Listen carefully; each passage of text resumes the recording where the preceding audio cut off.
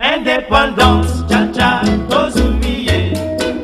Oti kwanza, cha-cha, tobakidi. Au table ronde, cha-cha, baganye. Oni panda, cha-cha, tozumiye.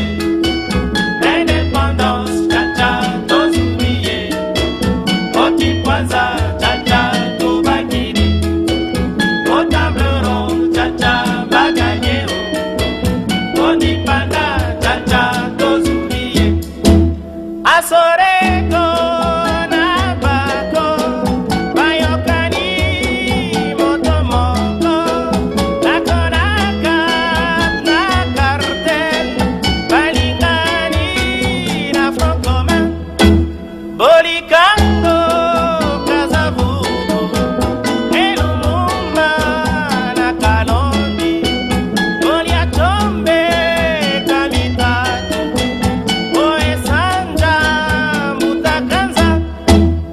Indépendance, cha-cha, tozumiye.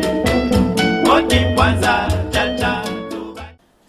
Bonjour à toutes et à tous, bienvenue dans cet entretien spécial 30 juin dédié à tous les Congolais qui auront la chance de suivre cette émission, une petite tranche pour parler de cette journée, pour parler de l'indépendance du Congo, pour parler de ses 60e anniversaire.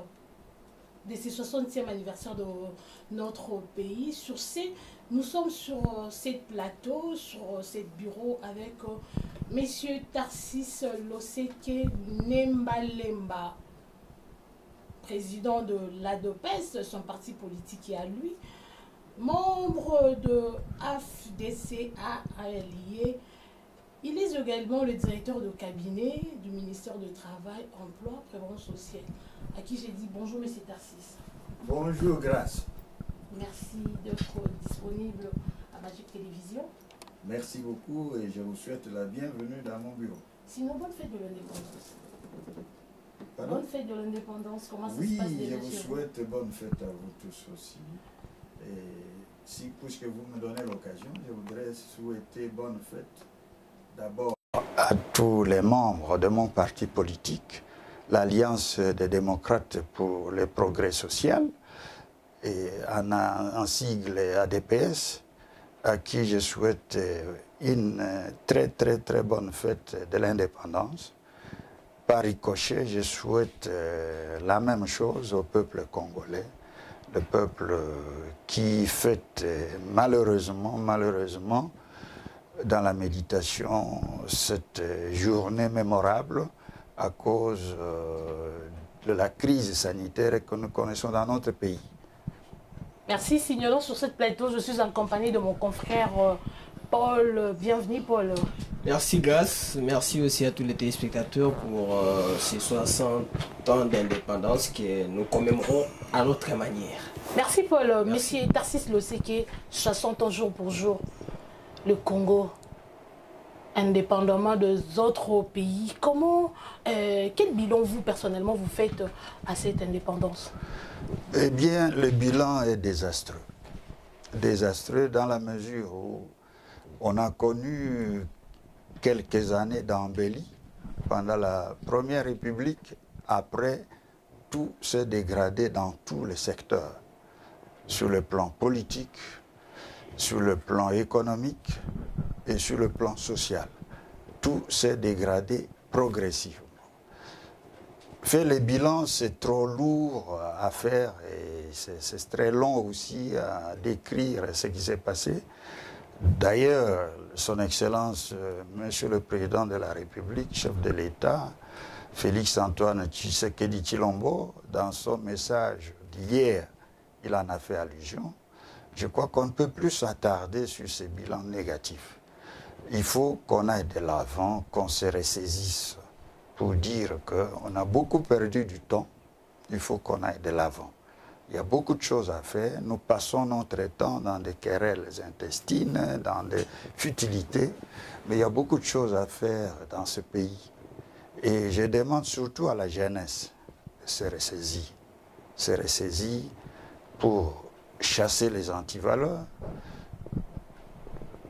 avoir une vision pour l'avenir de ce pays, parce que nous allons, nous à notre tour, léguer ce pays à cette jeunesse qui est vivace, qui est riche et à qui je souhaite vraiment un certain dynamisme pour l'éclosion du progrès, pour qu'on aille de l'avant, pour que le Congo soit réellement un pays émergent d'ici quelques années. Et ça, c'est vraiment mon rêve et mon souhait. Docteur Tarsis, vous parlez d'un bilan désastreux.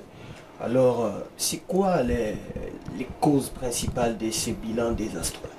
Eh bien, les germes de ce bilan désastreux remontent juste avant l'indépendance, par nos pères de l'indépendance qui n'ont pas pu prendre les bonnes mesures pour que ce Congo aille de l'avant. Évidemment, ils étaient pressés d'avoir une autonomie directement, une autonomie totale et rapidement pour ce pays, contrairement au plan du professeur Joseph Van Bilsen qui préconisait 30 ans. On va peut-être en parler. Mais ils étaient pressés. Mais cela, c'était sans compter avec les néocolonialistes qui, eux, convoitaient toujours les richesses de notre pays, qui n'étaient pas prêts à céder les Congo rapidement comme ça aux Congolais qui, pour eux, n'avaient pas suffisamment de formation ou de maturité pour diriger un si grand pays, un pays continent. Donc les néocolonialistes ont entretenu dès le départ certains germes de division. D'abord, au niveau du tribalisme, ils ont créé des foyers de tribalisme au Katanga avec la sécession et puis au Kasaï oriental, Bakwanga avec